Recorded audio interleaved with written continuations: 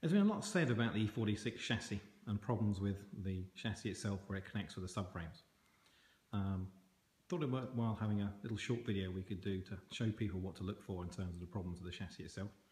Now we have two M3s here and both the same problem. It might be a good idea to use these as an example. First of all E46 chassis are affected. There's rumours about being up to 2004. It's not the case. Every chassis build will potentially have this problem. Obviously it's done inside 10 years, BMW will pay for it, but outside 10 years you're on your own. There are various ways of fixing it, and various ones. There's some good videos out on the internet already from other companies who've done some great work on that regard, but a lot of them are showing very serious, very large rips in the chassis, which are the rarity. What we're going to show you now is a common one, which is how big the cracks are and where they are and how to find them.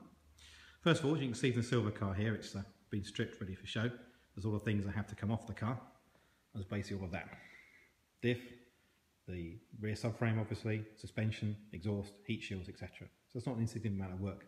But that then needs to to expose the car, which, if you look underneath it, shows the two areas where they can have problems. You should be able to see from here, as we've cleaned it all up in terms of the metal, you can see basically there, the crack. It's literally just that line there in the centre of the picture now. So it is possible to see that from underneath the car. You need to clean off some of the paint or clean off some of the anti-corrosion to see it. But that's basically where one crack will be, which is basically, as you can see, where the subframe's attached. And if I swing round, there's the other part. This is very hard to see, obviously, without taking off the subframe itself.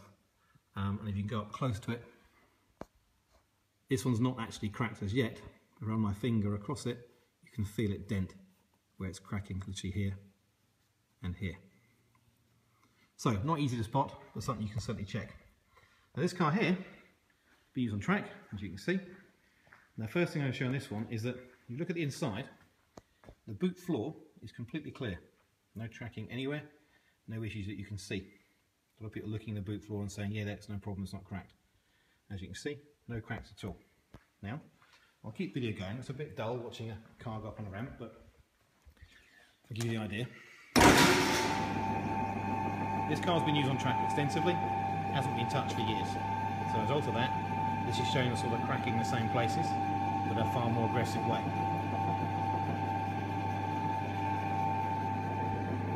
Again, that's what you've got to take off. Subframe, diff, exhaust, heat shielding. This one we take the petrol tank off as well, obviously there's more welding to be done. If we look under the car, this is what can happen. That's the same area. You can see marked on pen how big that crack is. Quite deep. And again, visible from underneath the car once you clear off the anti-corrosion.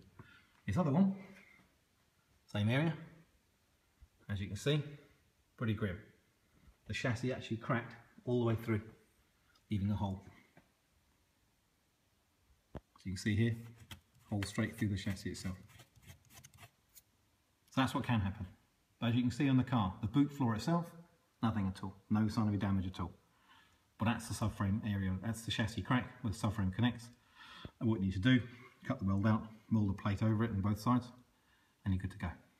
But if you get a chance to look under a car, that's what you're looking for. Hope that helps.